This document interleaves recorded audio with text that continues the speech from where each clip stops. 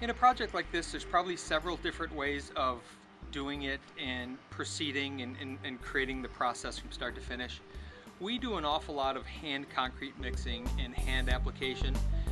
There's something to be said for bringing in an outside company to place concrete for you, maybe to shoot some shotcrete to start creating the shapes. And there's certainly a time and a place for that. Our preference is to do it by hand, and the reason being is it's our form of art. It's the thing that we do.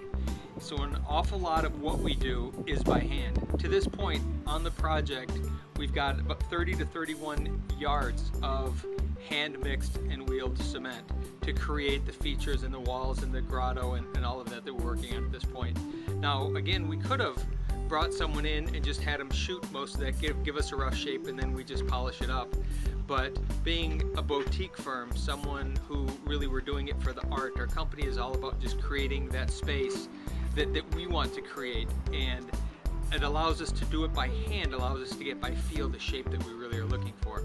So there's a clear distinction between doing a lot of it by hand, which is obviously a lot of labor. We've had a lot of busy guys shoveling and mixing, and girls as well for that matter, and shoveling and carving and shaping and doing all of that.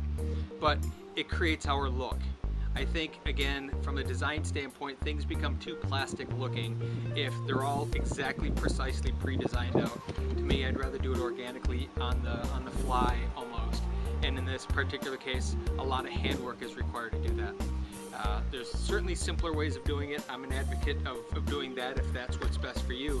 But in our case, we like to do a lot of it by hand because then we get a real feel and a real connection to the project.